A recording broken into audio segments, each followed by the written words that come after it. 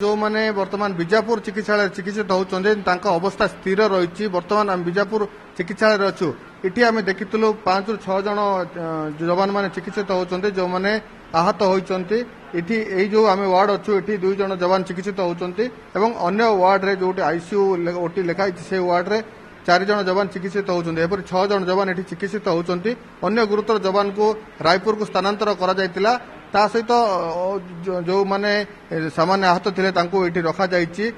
आम बर्तमान साथी जवान को प्रतिक्रिया नबा जो माने कि सेदिन जाइथिले शनिवार दिन ऑपरेशन जाइथिले एवं एनकाउंटर होइतला जो दीर्घ समय एनकाउंटर होइतला किबोल स्थिला से समय चित्र बा केवल स्थिति तांकर प्रतिक्रिया नबा क्या बोलेंगे। जो आप गए थे ऑपरेशन में पूरा निकलने के बाद क्या क्या हुआ थोड़ा बताएंगे थोड़ा।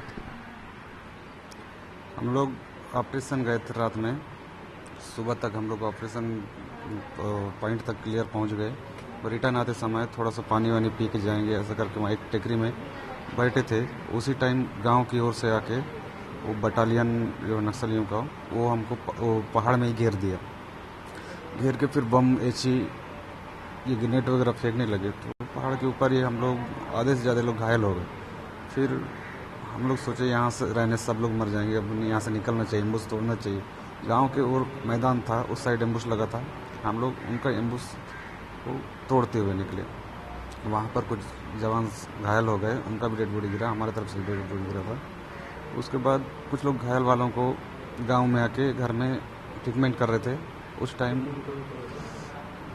और एची वगैरह फेंकने लगे जंगल की ओर से। फिर उस टाइम घायल वालों को लेकर निकलना करके हम लोग आ रहे थे। खेत था, मैदान था, हम लोग को आड़ नहीं मिला, बस उनके लिए अच्छा आड़ था। वहाँ से हम लोग फायर करना शुरू किए, बहुत हैवी फायर था और हम लोग को ज़्यादा नुकसान हो गया। कितना घंटा ऐसे फायरिंग हुआ, फिर बॉम्बिंग भी हुआ बोल रहे थे ग्रामीण लोग ने। वो तो 10:30 11 बजे के आसपास से स्टार्ट हुआ, वो 3 साढ़े 3 4 बज गए कंटिन्यू। आपके साथ गए थे जो शहीद हो गए उसको कैसे लाए, फिर रात भर वहाँ कितने बजे पहुंचे आप बीजापुर, मतलब सेफ प्लेस में। वो जो शहीद हुए उनको नहीं ला पाए, सुबह जाके लाए। जो घायल थे उनको लेके आ गए। उन लोग चारों तरफ से घेर दिए थे, लाने नहीं दे रहे थे शहीद। जो नक्सली थे वो कितना नक्सली थे वो जंगल में, उनका पास क्या क्या हथियार था। पूरा ऑटोमेटिक हथियारों से लैस था, एची था, मोटारमन था, अच्छा ऑटोमेटिक वेपन के पास था। वहाँ कितना संख्यक माओवादी थे। संख्या 300-400 तो था ही होगा। हम लोग भी 400 लोग लगभग गए थे, तो हमको घेर दिया था पूरा, मतलब अच्छा ही नफरी रहा होगा उनका। तो उनका संख्या आपसे ज्यादा होगा। हो सकता है। तो उसमें कितना माओवादी मरेगा, आप कुछ माओवादी का डेड बॉडी देखे क्या। हाँ देखे। कितना मरेगा शायद आपको। 4-5 लोगों को तो वैसे उठा के खींच के ले जाते हुए देखे हम लोग, जहाँ गिरे थे मैदान में वहाँ से। हाँ, तो आप जो कितने बजे पहुंचे इधर सेफ प्लेस। हम लोग तर्रेम थाना में शाम के ही पहुंचे, करीबन 6 साढ़े 6 बजे करीबन। आपका एक साथी जवान अभी उन लोगों के पास है, तो क्या अपील करेंगे आप। जी अपील कर रहे हैं, वो न्यूज में बोल दिया मैंने कि हम छोड़ देंगे उसको, कुछ नहीं नुकसान करेंगे ऐसा। साथी जवान को कैसे लिए वो लोग कैसे पकड़े लिए उस मालूम है कुछ।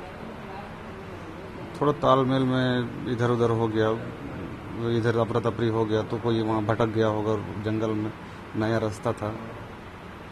आप आंखों में कितना नक्सल देखे आपको सामने सामने मुठभेड़ में। 100-150 के आसपास। आप आपको गोली कहाँ लगी।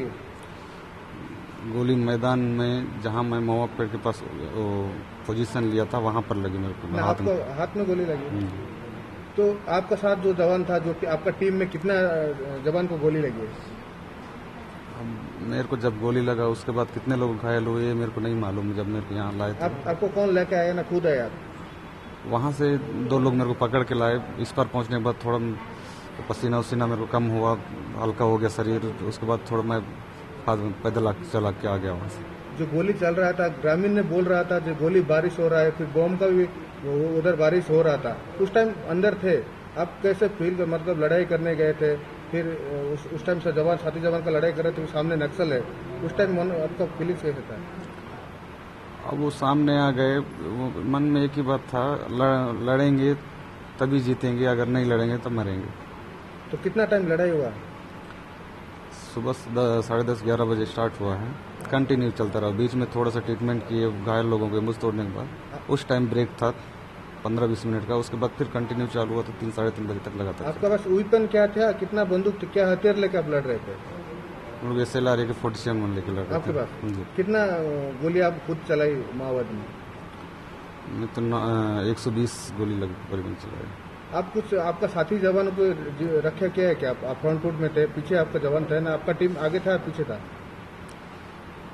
आगे टीम बाद में कोई टीम नहीं रहा, सब मिक्स हो गए। जब गोली चलने लग गया स्टेप, कोबरा, DRG सब मिक्स हो गए, कोई टीम नहीं रहा। फिर जो जिधर चला रहा है, किधर से गोली आ रहा है, कुछ समझ में नहीं आ रहा था।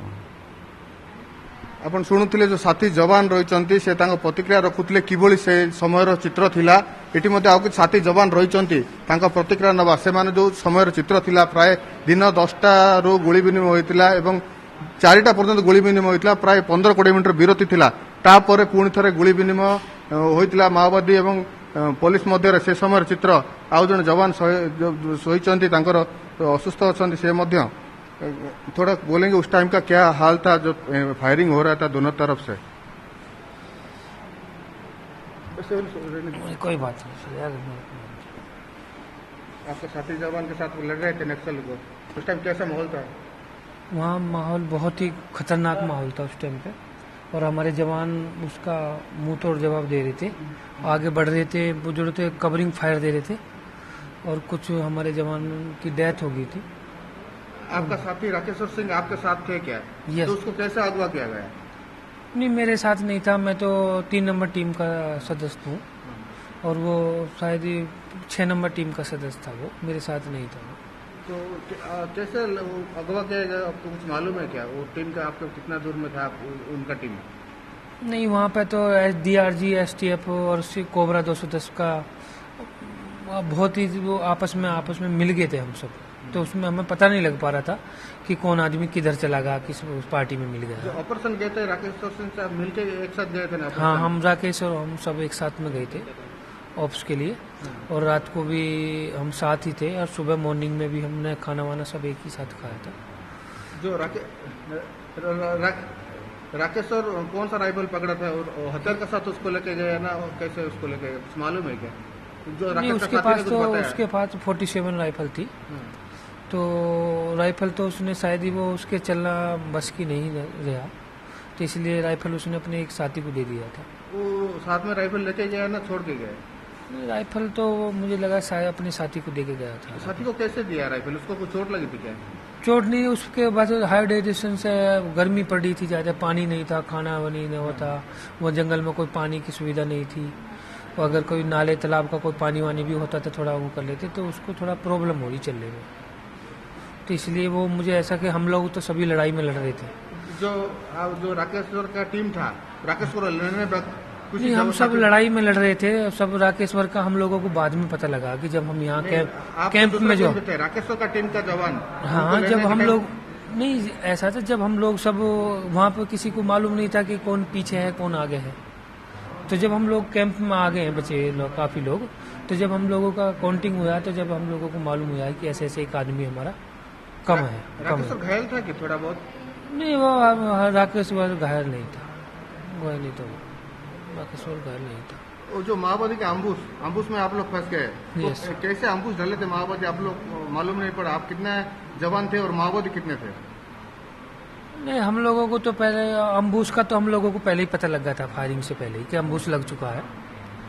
अब अम्बुश लगने के लिए हमने कोशिश भी बहुत करी कि हम अम्बुश को तोड़ें, फिर हमने एक तरफ से अम्बुश तोड़ भी दिया, 3 तरफ से अम्बुश था, तो उसमें हम फिर अम्बुश एक तरफ से हम तोड़ने में कामयाब भी रहे गांव की तरफ से, और गांव की तरफ को हम आ रहे थे उसी टाइम पर, और शुरू में हम लोगों का काफ़ी कम नुकसान हुआ, और बाद में आके 12 बजे के बाद में हम लोगों का नुकसान हुआ। कितना नक्सल थे आपको कुछ अंदाजा है? मतलब ऐसा है कि अगर हमारी 400 की नफरी थी वहाँ पे, तो मैं ये मानता हूँ कि अगर 400 की नफरी है हमारी, तो उन लोगों की भी 500-600 की नफरी होगी, क्योंकि अगर उनकी कम नफरी होती तो वो हम लोगों पे अटैक नहीं कर पाते। जो आप ऑपरेशन में गए, गांव टकलगुड़ा गांव पहुंचे, कब मालूम पड़ा कि आप अम्बुश में फंस गए? नहीं, टैगल का गाँव नहीं, हम उस गाँव के साइड से निकल के पहाड़ी पे चढ़ गए थे। उस टाइम पे आप पहाड़ी के ऊपर थे, तो उस टाइम पे हमें मालूम पड़ गया था कि ऐसे ऐसे अम्बुश लग चुका। मालूम पड़ा हमें अम्बुश हम लोगों को जो वो है उससे ये जो हमारा इंटरसेट्स है उससे हमें मालूम पड़ गया था कि ऐसे ऐसे आपके ऊपर अम्बुश लग चुका। जो अम्बुश आप फंस गए, आपका टीम का जो लीडर था आपको कैसे कौन सा लड़ने के आपको संदेश दिया, और माओवादी ने कौन सा हथियार यूज किया? उनके पास यूबीजीएल और ऐसा लेटेस्ट हथियार था? हाँ, यूबीजीएल भी था उन पे, 51 मोटर भी है, एलएमजी भी था उन पे, और यो हैंड ग्रेनेड भी था, सीजीआरएल भी है उनके पास में, जो हम लोगों से जो पुलिस से जो छीना हुआ है तो वो उनके पास है। और हमने फर्स्ट में ही जैसे ही हमें नक्सली दिखाई दिया तो हम लोगों ने फर्स्ट में ही यूबीजीएल और 51 HE बम मारे और एलएमजी से भी फायर किया हमने, और जवानों ने 47 से भी फायर किया, जिससे हमने उसको अम्बुश को तो हमने उसके काफी हद तक तोड़ दिया था, पर वो उनका 2 तरफ से अम्बुश था, 3 तरफ से। मतलब आपके पास जो हथियार था लेटेस्ट हथियार, माओवादी के पास भी वही हथियार यूज कर रहे थे? यस यस यस, वो हथियार था वो, क्योंकि हम लोगों के काफी दिनों से वो हमारा हथियार को वो ले रहे हैं, तो काफी दिन से वो हथियार हमारे पास है, उनके पास भी वही हथियार है जो हम लोगों के पास है।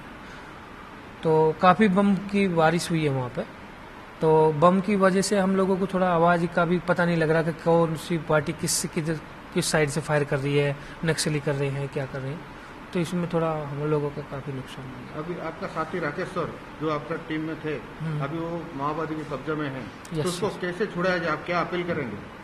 मैं तो यही अपील करना चाहूंगा कि ये जो भी नक्सलीन का जो भी है वो हम लोगों से तो कोई है नहीं, वो गवर्नमेंट से है, छत्तीसगढ़ सरकार से है, भारत सरकार से है, कि आम जनता से उसका कोई वो नहीं है। पर मैं ये कहूँगा कि जो हमारा राकेश्वर सिपाही है उसको सकुशल वापस लौटा दिया जाए, उसको परिवार में मिला दिया जाए, उसके बच्चे हैं, माँ है, बाप है, उनमें मिला दिया जाए तो बहुत ही अच्छा होगा। मैं तो यही उनसे ये करना चाहूँगा, और ये गवर्नमेंट की लड़ाई है, गवर्नमेंट से। अभी इन्फॉर्मेशन आ रहा है माओ कमांडर हिडमा पूरा ऑपरेट कर रहा था, उसके बारे में क्या जानकारी है आपके पास? हिडमा को तो हम यहाँ छत्तीसगढ़ में जब से आए, छत्तीसगढ़ में काफी दिन से इसे छत्तीसगढ़ में उसको सुन रहे, इसी एरिया में सुन रहे हैं, और काफी दिन से वो प्लान भी कर रहा था कि हमें वो, पर हमारी कुछ इंटेलिजेंस थोड़ा कमजोर रही, जिसकी वजह से हम लोगों को वो हो गया, नुकसान हुआ। चल रहा था, हिडमा क्या वहाँ पर था? नहीं, हम लोग तो हिडमा को वहाँ पर नहीं देखे, पर हिडमा का जो पार्टी है वो वहाँ थी हिडमा की, क्योंकि आज छत्तीसगढ़ में या कहीं इंडिया में किसी को कोई ऐसा ग्रुप नहीं बचा है कि जो सुरक्षा बलों पर अब तक ऐसा वो हमला कर सके, पर काफी दिन से ये हिडमा ही इधर वो है। 76 भी इसी हिडमा ने मारे थे। आपको जो चोट लगे तो आप कैसे हॉस्पिटल तक पहुंचे चोट लगने के बाद?